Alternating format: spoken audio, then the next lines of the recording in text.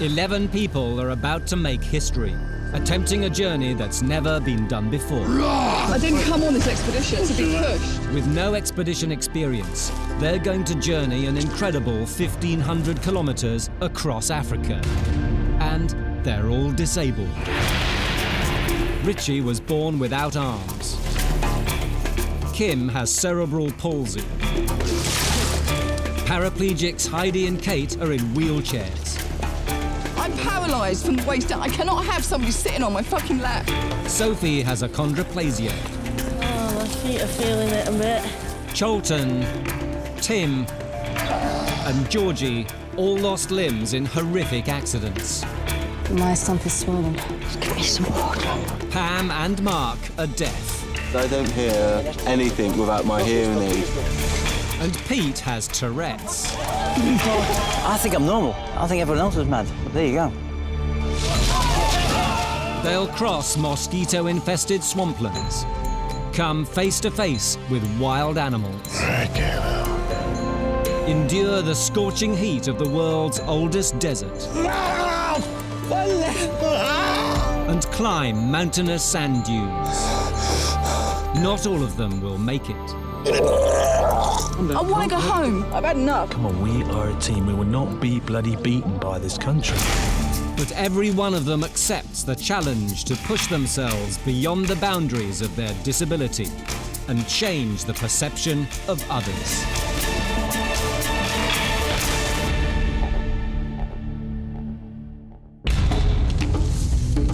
Last time, the group took on the mighty Zambezi River. You shit, we're going too far fucking left. And the steaming swamps of East Namibia. The heat finally proved too much for Pam. Stay with us, stay with us. And she had to pull out. A few days later, the worsening conditions proved too much for Richie. Unfortunately, I've decided to call it a day and go home. The ever-present danger of wild animals and debilitating heat took its toll. The way I say. No, you fucking pull, okay? And keep pulling. After 3 weeks and over 1,000 kilometers, Heidi was forced to leave. I don't want to go. I want to finish this. I want to see the skeleton coast.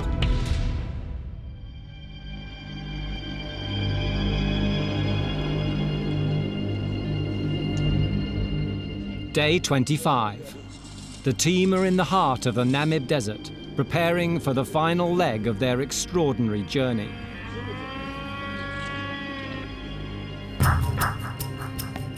But between them and their goal lie the mountainous sand dunes of the Skeleton Coast. 30 kilometers of soft, shifting sand, a feat no group's ever attempted before. To help them, the team have enlisted local experts, the Himba.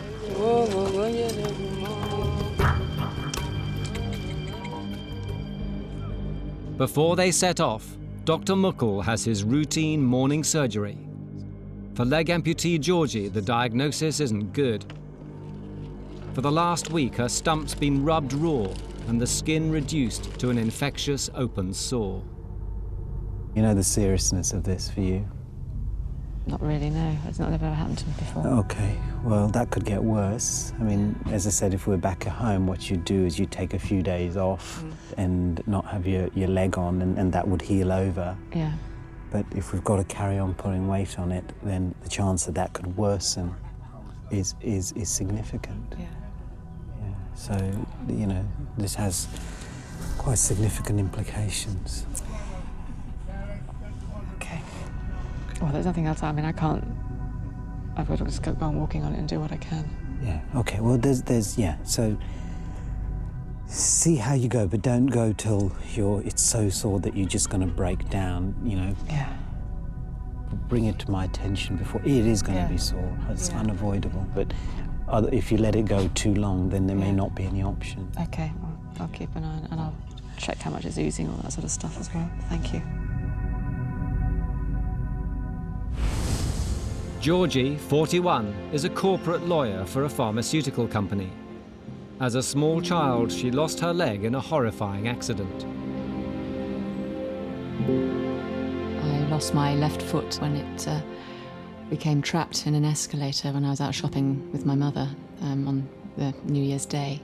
They tried for an hour to save my leg, but were unable to do so and had to take it out of the escalator. And it was subsequently amputated in hospital.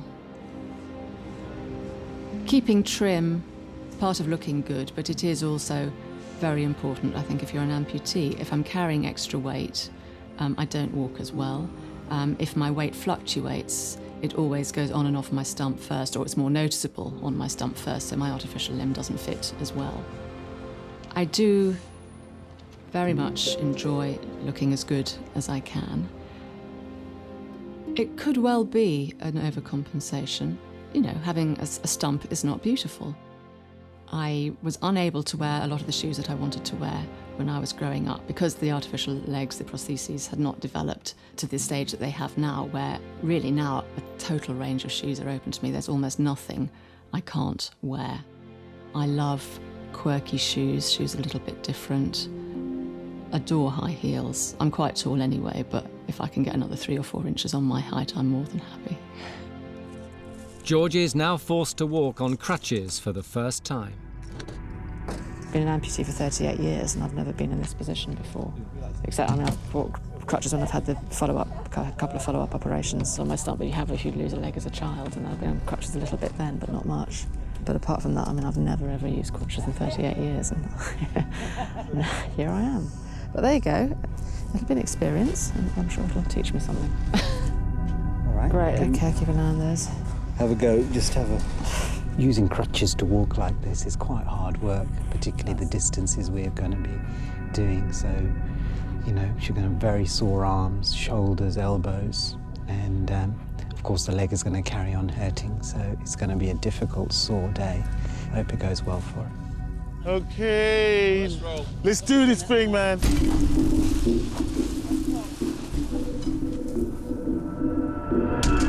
Today, the team must cover 20 kilometres in the Namib Desert to reach the dunes of the Skeleton Coast. It's already 35 degrees, the ground loose and unforgiving.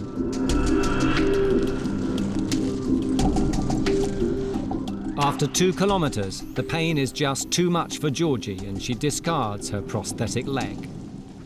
I can't do it with it on. It hurts.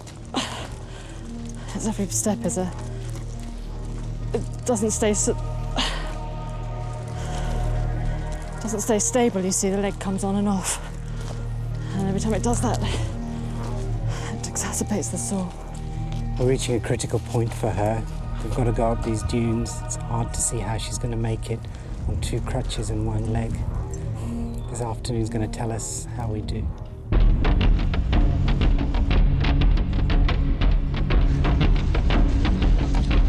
After 3 kilometres, expedition leader Ken Haynes suddenly stops the group.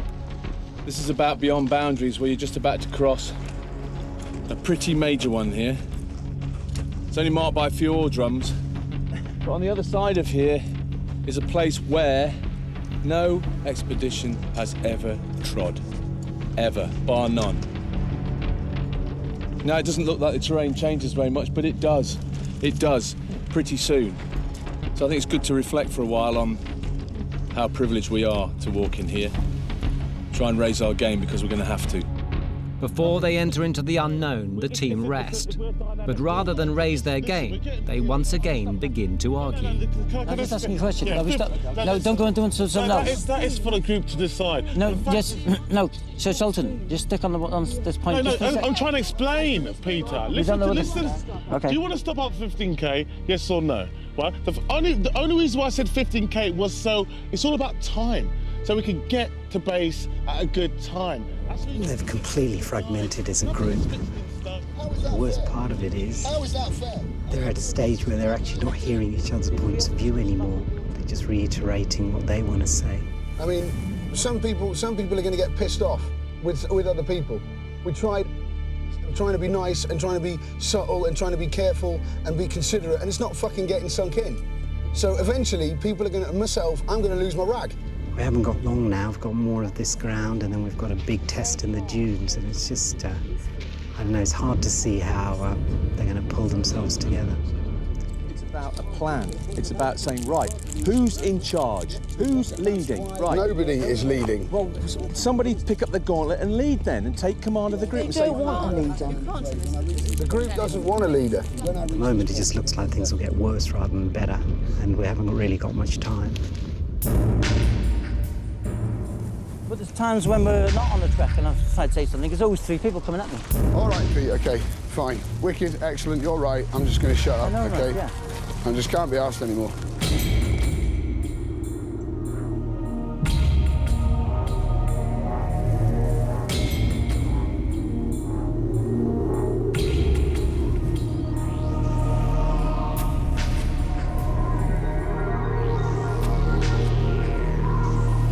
There it is, guys. There it is. Well, there's the start of it. It's the beach. I'm afraid not. The Skeleton Coast. 20,000 square kilometres of one of the most inhospitable and least visited places on Earth. You've got 25 odd kilometres of that. And that's just the first ridge you can see there. You can see now, you can see the height. At least a couple, maybe 300 feet above where we are now. They're about probably 5 k's away. Should we do it?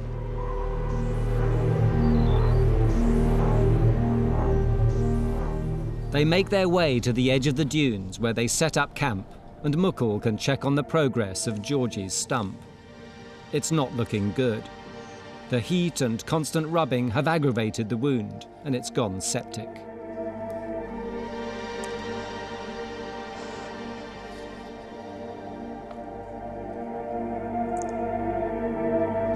Sorry.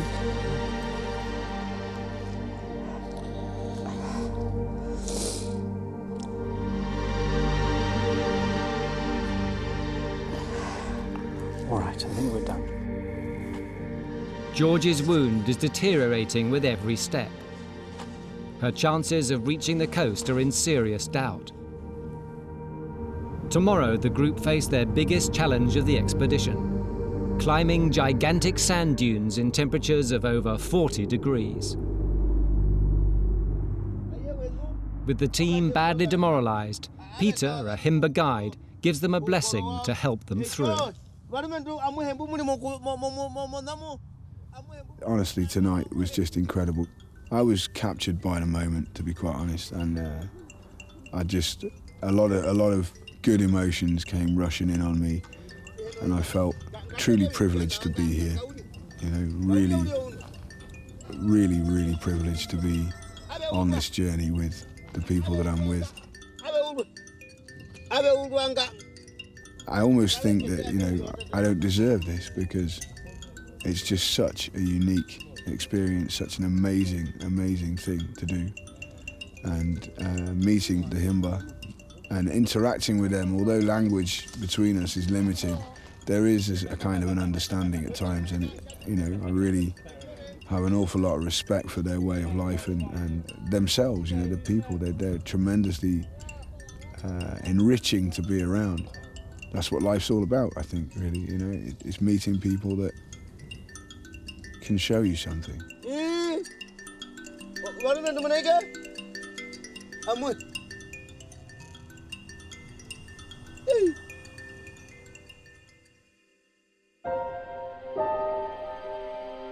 Day 26.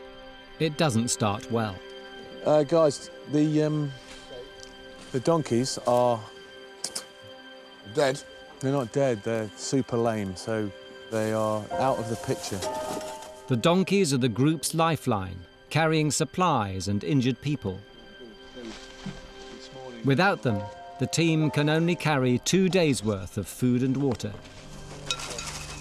They'll have to cover at least 15 kilometres a day.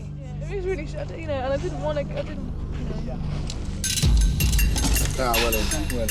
Specially designed for the harsh conditions, the wheelchairs are now converted into dune buggies. Well, I'm hoping they will make life a bit easier for everybody.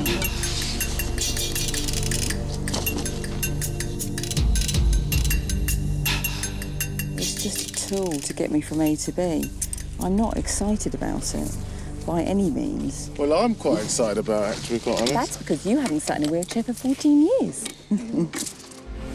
Now 34, Kate broke her back in a motorway collision when she was only 19. I broke several bones, including my spine at T8, my left femur, left patella, right ulnar and radius. I was very, very lucky. Really, I should have been killed, I think. I do not want to be a burden. I really don't. I don't want to be physically too weak to do this. The bigger worry, though, is whether mentally and emotionally I'm strong enough to do it. Yeah. Put those on the other chair. Okay. Can you bring them over? Yep. Tim pulls the vacant wheelchair, which is now doubling as a donkey.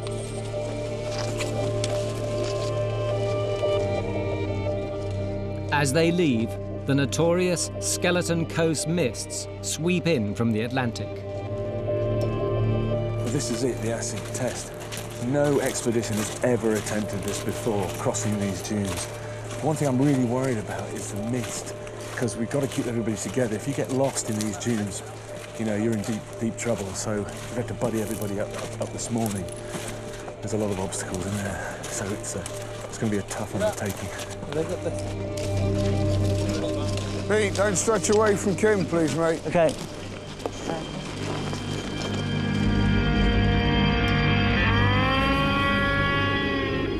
The desert forces you to take tough decisions. It's easier to stay at the bottom where the ground is firmer, but there's no cooling breeze. And what seemed like a shortcut suddenly becomes a dead end. The dunes of the Skeleton Coast are the largest in the world. Some reach as high as 700 feet. Once you enter, it's all too easy to get lost.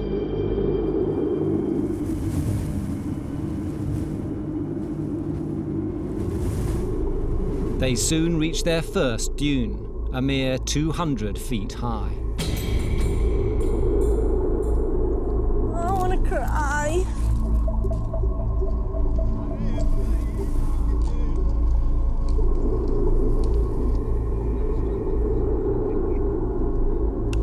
Fucking handrail's right at the bottom. It's not that one, Pete. We need two ropes, just over there. No, we don't need two ropes, Pete. To get everyone to the top, the team must use climbing ropes, attached to an anchor man at the top. Cholton is first to climb, Go on, Cholton. followed by Mark.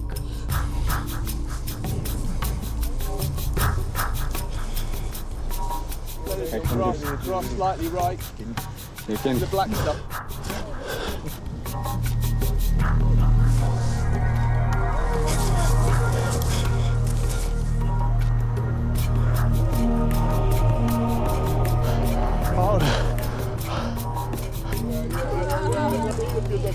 Come on, up we get.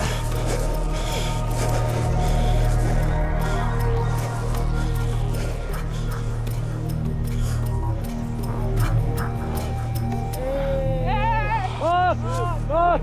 Keep pulling! Mark! Tell Mark! Mark is profoundly deaf. He can't hear the team shouting. What's going on? Why is everyone waving at me? They're saying well done. All right. We need more rope.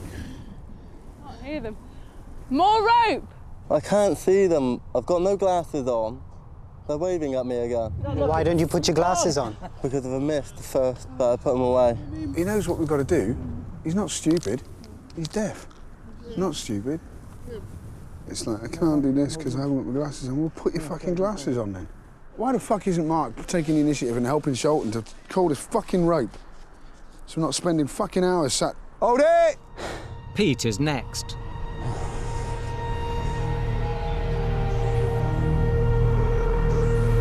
As he gets to the top, he has a panic attack.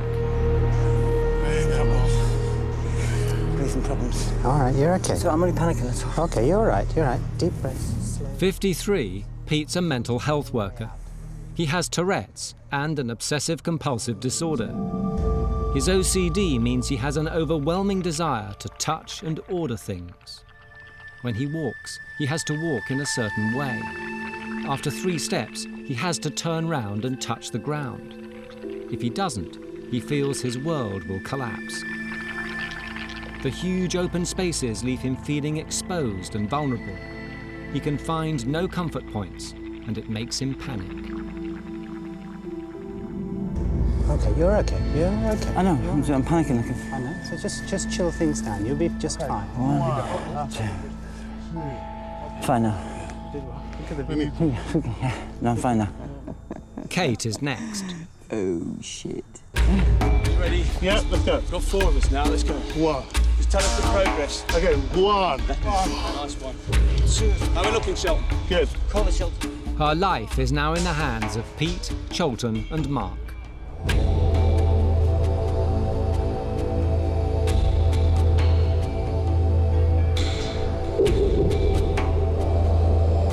Good. Call the Shelton. 1 and 2. 1 and 2.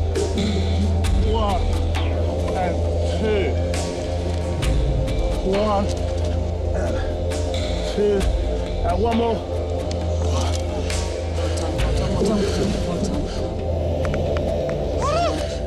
Well done. That was scary.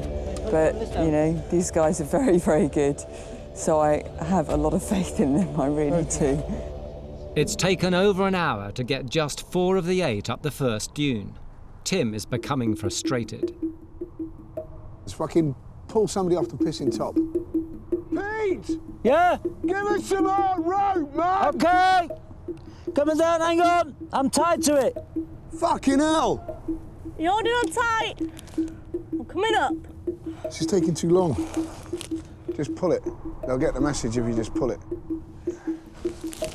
Oh! Don't pull it too hard, it's in between my legs.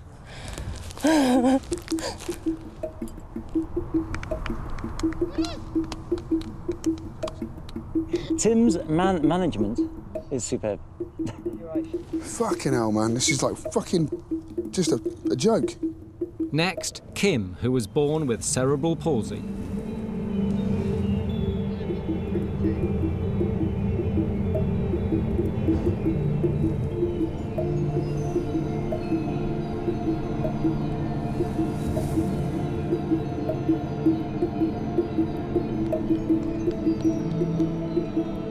He's been all right today, all things considered, actually. He's got a tough job. He's kind of in charge of kit. I think he feels a bit under pressure today. He is a bit disagreeable also, but, you know, it's not been an easy day for him today. Okay, pull. Keep pulling. It's coming. And again, pull. And again, pull. And again, pull. And again, pull. And again, pull. It's taken an hour and a half to climb their first dune. There are many more to go.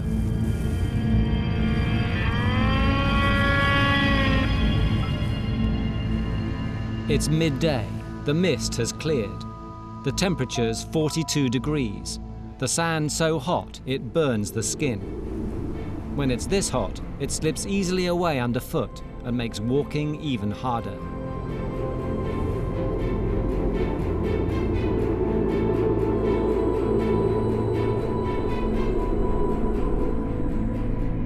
Okay, how far do you think we've come? How far do you think you've come? 1.3. Pretty good estimate. How long's that taken you? What time did you leave the start point? Hour and a half we've had. It's actually 2.5 hours. 2.5 hours to do 1.2 Ks. We're going to hit this ridge, okay? Follow it. Nice one. How are we looking, Shel? Good. Okay, how are these guys doing up there? Well done, Pete. Well done.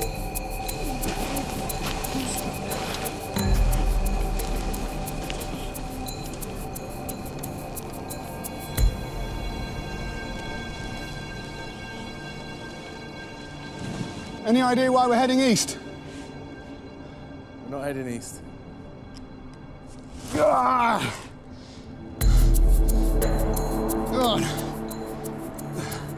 Southeast. Yeah, why? Pardon? Why? Coast is west. Yeah, but we've got to get round these, right? We want to get it to that spot height up there so we can see. We can't see. We're going back on ourselves, Ken. We're not that stupid. Going round. If we're going round anything, we shouldn't be going up any sand dunes if we have to go around it. Ken. We dropped off this ridge here because it looked better, whereas actually it would have been more logical to stay on it because it was all downhill all the way down to here. More logical to go straight across there and up a short dune. Yeah, but there's a nice rather than ridge. heading up this steep one in an easterly direction. There's a nice ridge that goes up to the top point. Walking along the ridge is harder than walking on that hard pack down there. Yeah, but we can see better up here. We can't see so well down there. I hate going in the right direction, Ken. Huh? At least we'll be going in the right direction. Yeah, this is wrong. I don't want to be going up hills in the wrong fucking direction. Going the wrong direction. So the ridge bends back. The ridge bends back round again. Go. If you want it to take 5 days, this is the way to go about it. I'm sorry, Ken. I don't mean to have a go, but it's just I've checked the compass myself. Yeah, I know. It does bend around. We've been going north at one stage. Yeah, but I know. Why? Huh? Why? If we go right straight across, we're going to be miles away. OK, now that's an answer I can digest. But, you know... OK, right, hold it here for the others. This is bollocks. I hate to say, I hate going up hills in the wrong direction. We're going parallel to this flat bit. I don't mind doing the hard bits, but at the same time we need to have rest. And look at this flat, look where we've come. We could have gone all along there, taking half the time. Right, come on, Pete. Taking us a circuitous route. It's not a circuitous route. It is, man. Well, do you want to stay in the valley? Look, listen. Do you want to stay in the valley the whole time? I can do that for 5 days if you want. You see fuck all. You get no cool breeze, you see nothing. You just stay in these and you go backwards and forwards. I don't care about the view at this precise moment in time. Other people might, OK? Well, that's the whole reason of coming here, isn't it? That's the whole team. You want to see the grandeur of this place, and that's the grandeur of it. You don't get it in there. Same as any mountain. You get it at the top of a sand dune. Up here, you get the breeze, you get the view. Yeah, it's really worth it. Oh, look, it's a sand dune. Ken? Yeah? You know this hard sand here? Why couldn't we have gone on that instead of coming up this dune? Because we want to go through here. But couldn't we have just stayed on the hard bit and gone through? Well, what you've got here, for you, yeah. If you want to go uphill the whole way... Well, no. For 30... Look, all that took was 15 minutes. Right, OK. Well, that would have taken us 5 minutes to go along that way. No, incorrect, because you're going uphill the whole time. No, there's a hard bit going all the way around there. There's a hard... Everyone can see it on the right-hand side. One of the principles, let me finish, one of the principles of coming up high is that you can see. You can see. You cannot see down there. You can't see. Nobody's walked this way, OK? Nobody at all. So once you're down in that wadi, you can't see where you're going. You can see what you think is the way out, but it's not. So for 15 minutes gain, OK, I know it's hard, of course it is. No one's denying that, and no one's trying to bug you around. But if you're down there, let me finish, if you're down there, you cannot see up here.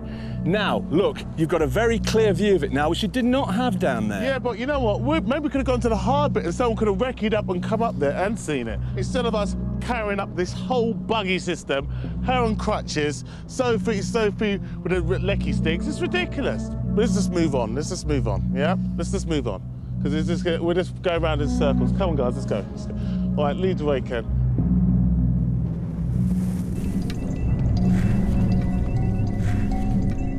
Finally, Tim rebels. I think I've pushed myself incredibly hard. Harder than I have physically, harder than I have for years. I'm willing to go all the way, but I'm not willing to do it for a pointless, on a pointless, seemingly pointless exercise. He ignores Ken's advice and heads down into the valley. The rest soon follow.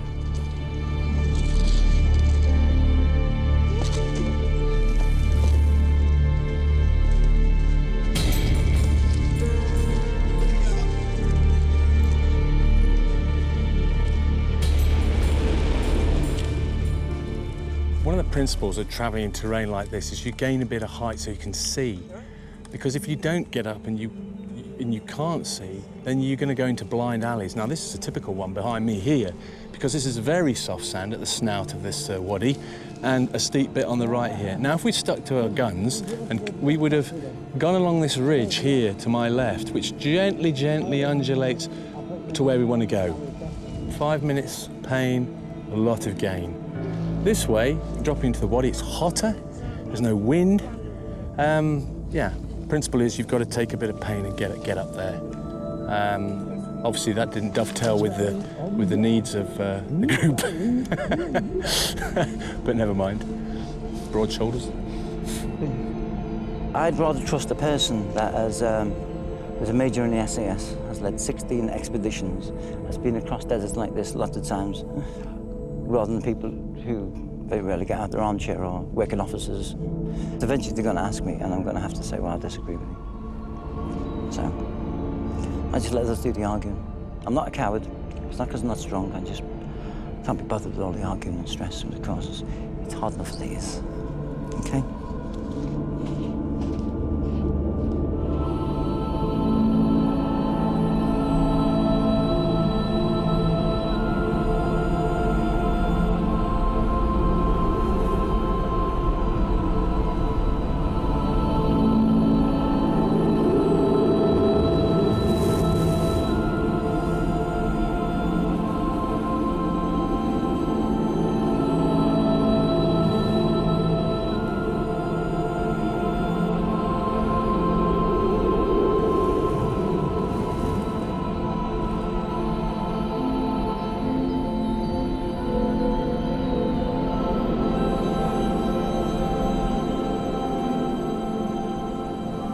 As the desert light fades and the temperature drops, the team know they've only made 10 of their 15 kilometers.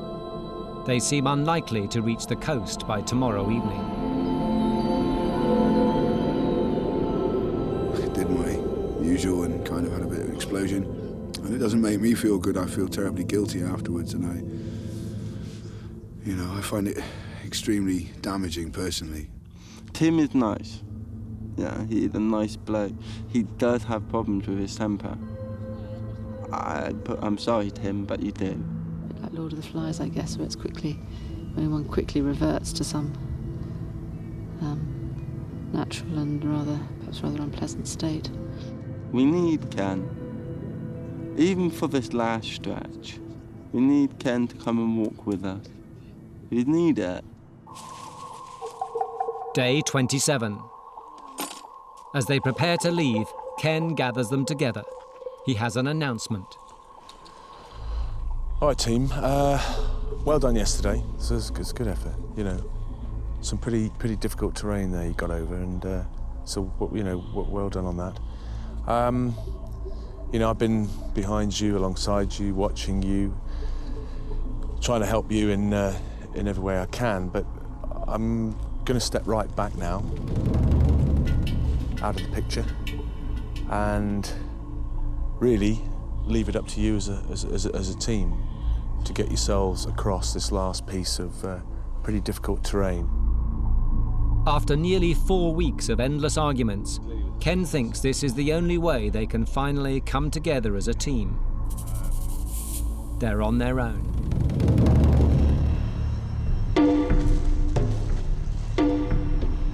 They have food and water for just one more day.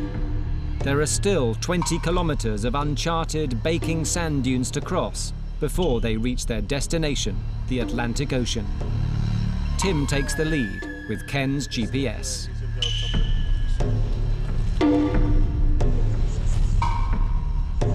"34-year-old Tim lost his arm in a motorbike accident 12 years ago. Most people's biggest disabling factor is themselves. Up here. I get frustrated with people who use the word can't all the time. There's always a way. Basically, I don't want to fail. I've set myself a goal of being one of the linchpins within the team. And I do have a fear that I will mess it up somehow. So if you want to head for that sort of lower section just by the gravel, and then... It's my idea of a nightmare. We let Tim loose with the GPS and carte blanche to take him wherever the hell he likes. Down to the end of the grey and then over that little bit of dune. I think. Can we go through there like that and then down, I wonder? Let's see what the... Let me just have a quick look again.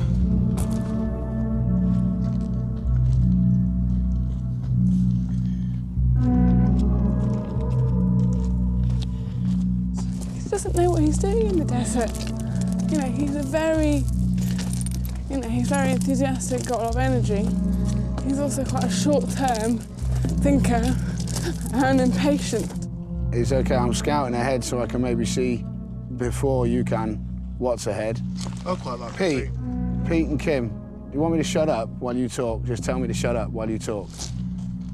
Yeah, otherwise, you know, shut up. It's sad but true. I'm a bit of a control freak, but as hopefully is being shown this morning, I'm not taking complete control. I'm advising and then asking what everybody wants to do.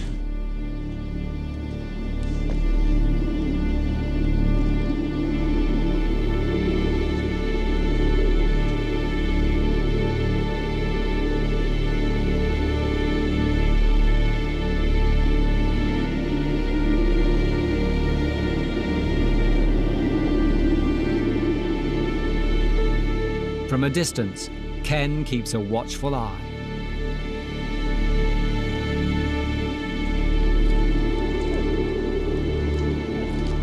My leg's fucking hurting me. I'm not in the mood to take unnecessary hills.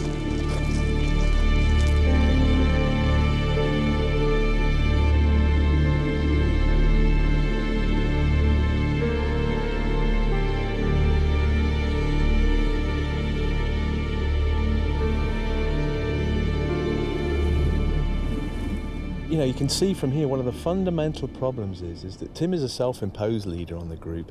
They have never sat down and said, let's choose a leader, let's have a leader. Or let's change leadership every day to give everybody a chance. They must have stopped at least 6 times in the last 500 metres just to, I don't know, re-establish what they're going to do.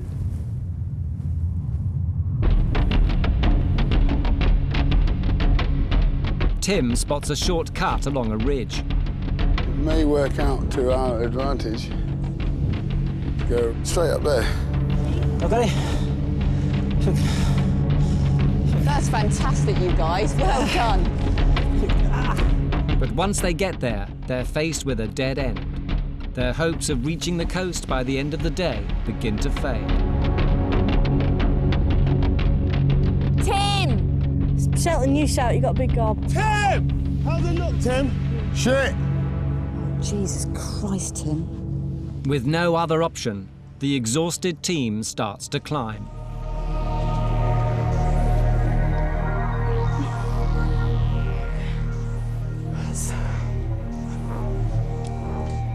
Bloody leg's coming off. It's all right, someone will catch it.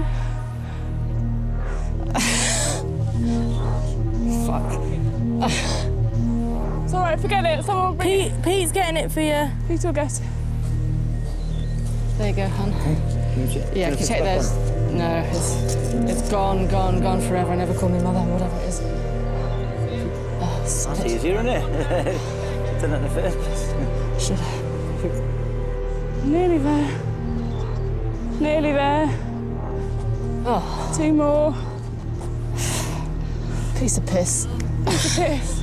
Fucking, he needs 2 legs. Who needs 2 legs? That's it. Do it. Woo! But Georgie's wound has opened up. Bleeding. I am, but it's coming on and off as well. Well, I just don't know whether to take it off and just try and hop through. Well, it's pushing all the crap into my...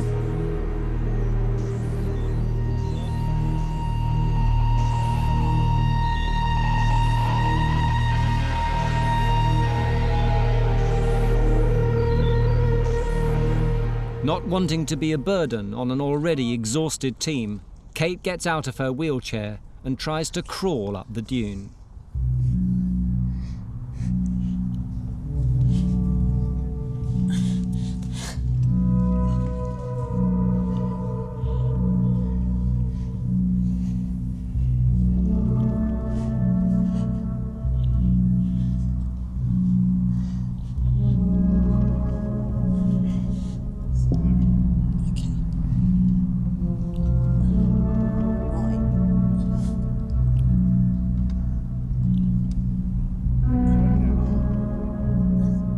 amazing. Brilliant. The whole team try to motivate Kate as she climbs. But due to his Tourette's, Pete lets the side down with an inappropriate comment. If Kate gets a move on, we'll be sorted. We always have to wait for her. You don't have to wait for me, Pete. I've just said that. You're doing really well. Fuck off. No, you are. Just you fuck are. off. I'm joking with you, Kate. Just fuck off, Pete. All right, then.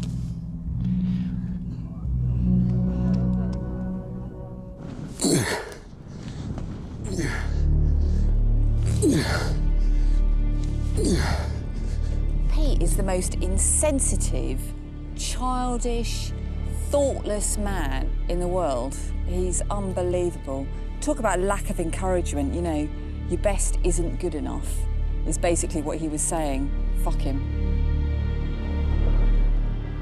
Tim is also suffering from phantom pain. When he crashed his motorbike, all the nerves in his shoulder were ripped out, leaving him with a constant nagging pain, even though his arm is no longer there. Seems that every time I stop working and concentrating on what we're doing, I get a terrific pain spike that just takes my breath away.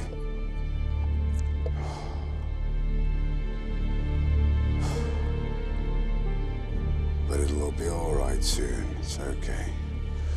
Are we ready then? Okay. All right, guys, you ready to go? You okay? Yeah, I'm just... Strange, I got a breathing problem again. Pete's having another panic attack. Tim doesn't realise. He thinks Pete's skiving. Whenever there's work to be doing, you're wandering off. No, well, I'm gonna explain my... No, that's the point. No, you're not going to come over here, give me a bollock and wandering then... off. No, don't come over here, give me a bollock. I'm giving you a bollocking. I was asking you nicely if you could possibly concentrate on getting people up the hill instead of wandering off to talk to Muckle. I didn't wander off to talk to Muckle. Yes, you did. You were just sat over there. I didn't wander off to talk to Muckle. Well, look, you're just lying your ass off all the time. Forget about it, man. Ask Muckle. The point is, you were wandering off when there was work to be done. I didn't wander off to talk to Muckle. Don't walk away and then start talking to me. Come over here and talk to me. Tim refuses to listen. He thinks Pete's lying. Listen, Pete, when I try and talk to you, you just lie. All right? No, I didn't. No, I didn't. I didn't say that. No, I didn't. No, I didn't. I don't really want to have a row, you know, but we also want to get the job done. And that means everybody doing what they're supposed to be doing. They're bickering again, mostly directed at Pete. It's a shame this run through the whole expedition. If things are like this with a group of people with disabilities, I wonder what it's like for Pete in the big wide world.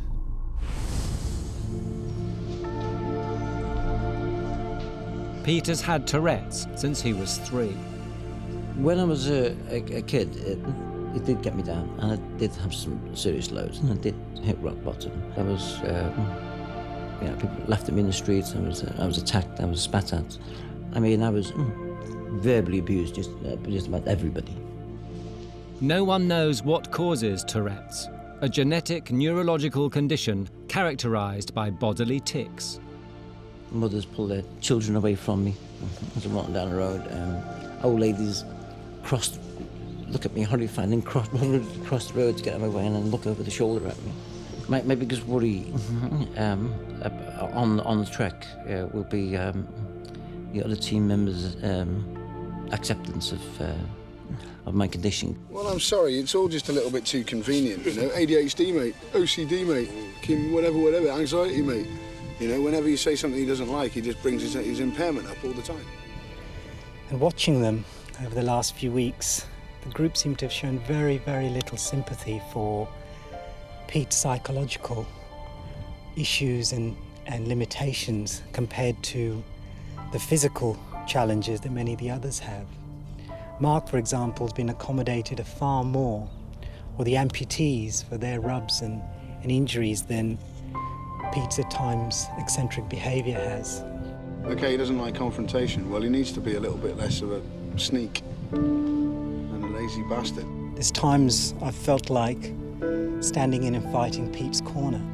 I'm sure there's been a load of times during this trip that Pete wished he was missing a bit. An arm, a leg, perhaps his eyes, rather than the disability he's got. I think if there's ever a disability, he suffers from one. You know, maybe it is an excuse. I'm not saying it is. I haven't seen his diagnosis or anything else, so I couldn't possibly say. But it's just got to the point when all of us are tired and all of us are working damn hard. He always seems to pick the easiest job or no job at all. Yes, exactly. I don't like one person being picked on in a whole group because it's a form of bullying. It's not fair on Pete at all. If he had a wound, I could patch him up, but I can't change the way the world deals with him. And yeah, I feel sorry. I feel sorry that he faces this. With Pete at rock bottom, it's up to Mark to try and cheer him up. All right, do you want to punch me? Will that help you de-stress? Kick me in the bollocks. Smack me on the arse. Punch me in the nose, pick my nose, scratch my ear, clean my ears. Yeah, sure, go for it, there you go. Oh, thank you very much. Tell me, buddy, last day. Last day. Remember, it's empathy and spirit. I can't believe they call me selfish. Just make this about you. Me and you. Anna. Yeah? Okay, buddy, let's go.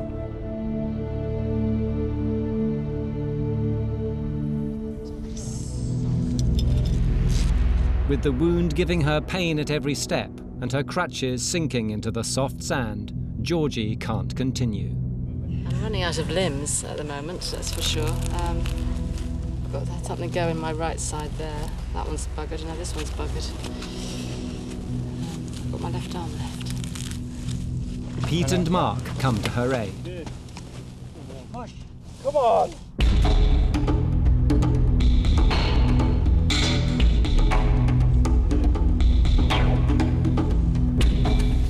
As evening approaches, they put aside their differences and finally begin to work as a team.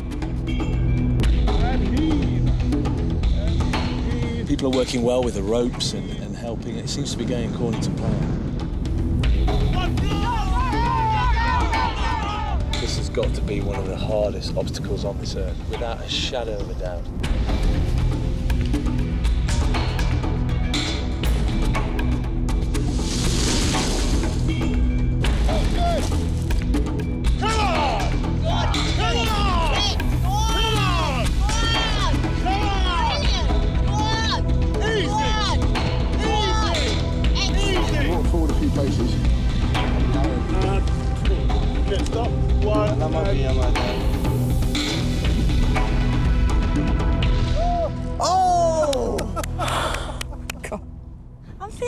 Quite upbeat at the moment because I enjoy the sand dunes. It's good fun and it's good to support everyone and everyone to support each other, and it sticks us together as a team.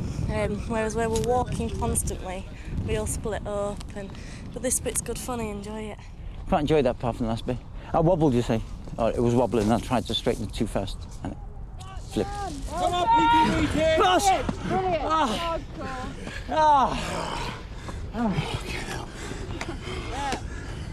Hardcore. Done. Extreme. Fucking extreme. Sand rash between butt cheeks. Should we do that one again? Only this time with feeling.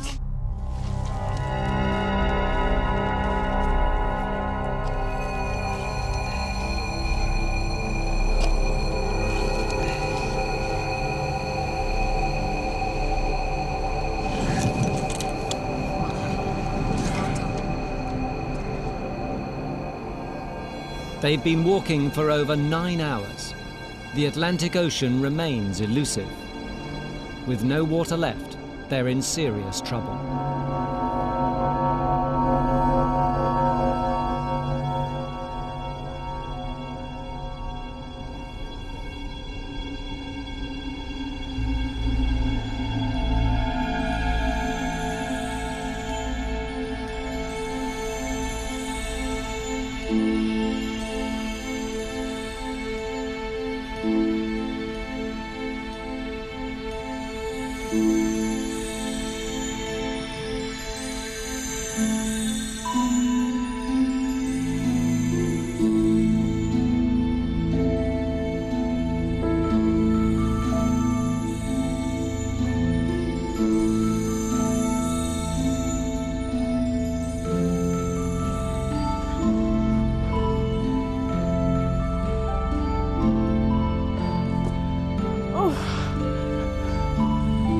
can see it.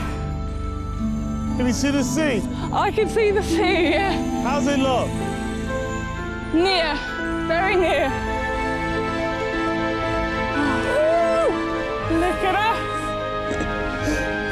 I can't believe I've done it. Oh, wow.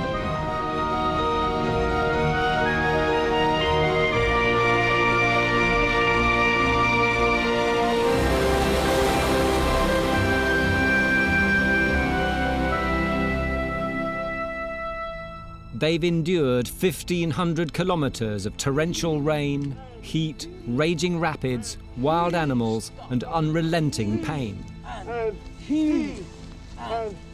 But now the team have finally reached the end of their extraordinary journey.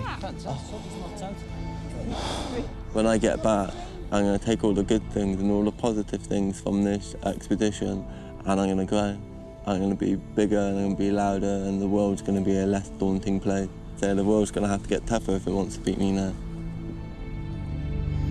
That's pretty good, isn't it? Oh. No more dunes. In the last kind of 10 or 15 minutes, it felt really good. I was so relieved. Although kind of the half an hour previous to that, I was getting flashbacks that first week in Zambia on that terrible long road. So once I got over that, it was a nice feeling. It's horrible to feel disabled amongst a whole group of disabled people, and that's something that really struck me more than I thought it might. I thought I was very okay with being disabled, but I hated being like the third most special in a group of specials. Don't! Yeehaw! Where are the horses? No, don't!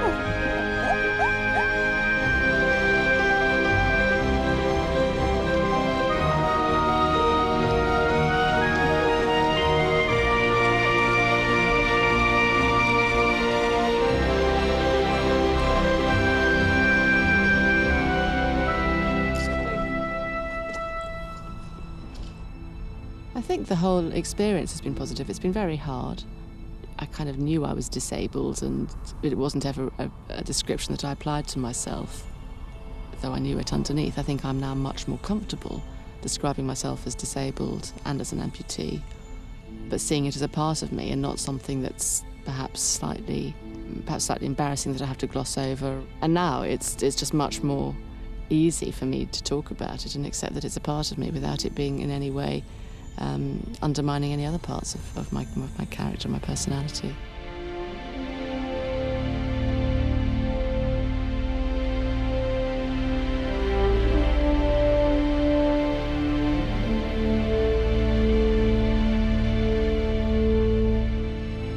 For me personally, the successes of the trip have been learning that I've got to be more tolerant and more patient.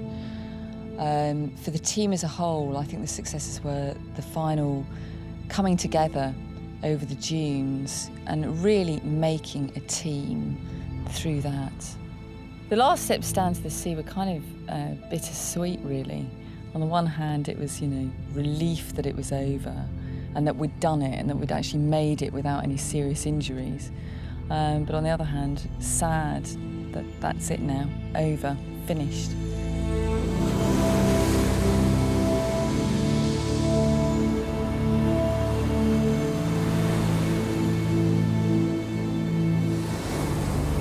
Well, guys, jungle, river, dune, desert, you've conquered them all of them. Well done. Very proud of you. You should be really proud of yourselves. Yeah, man. Enjoy the moment, yeah? Enjoy the moment. Go team, go, man! We've been done extreme ripples, man. Okay. Some cool people. Lovely. Okay, we did it.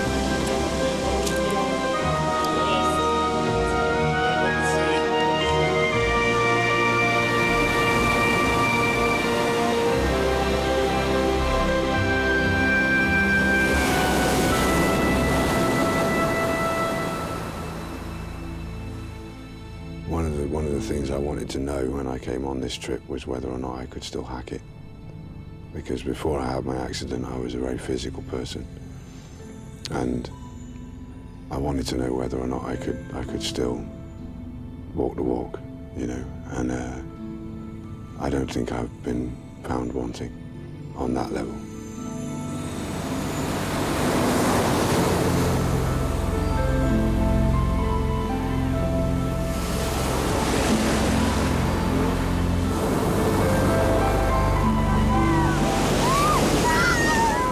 What's made me most proud is walking those distances. I never in my life thought I would ever walk distances like that. And it just shows that if you put your mind to it, you can do it. So yeah, definitely feel proud.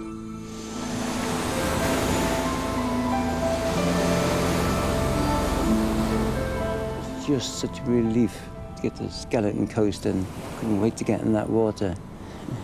And no more walking the next day. But also, it was quite sad because the trek was finally over, and I still feel as if I had a few more kilometres left in me.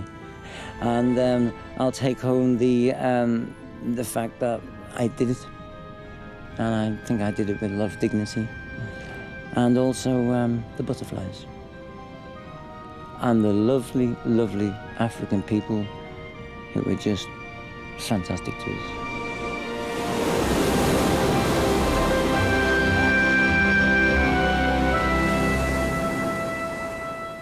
You know, I'm a Sky Plus DVD PlayStation guy, and I love my electronics. I had no electronics out here, showers non-existent, and you know, I've learned how to not wash. And you know, it's funny that it's something that I thought I couldn't handle, but you know, I've realised that human beings, when they put in a situation, can deal with a lot. Because this is probably one of the biggest things that's happened to me, and the biggest journeys I've taken, which will last throughout, till I die.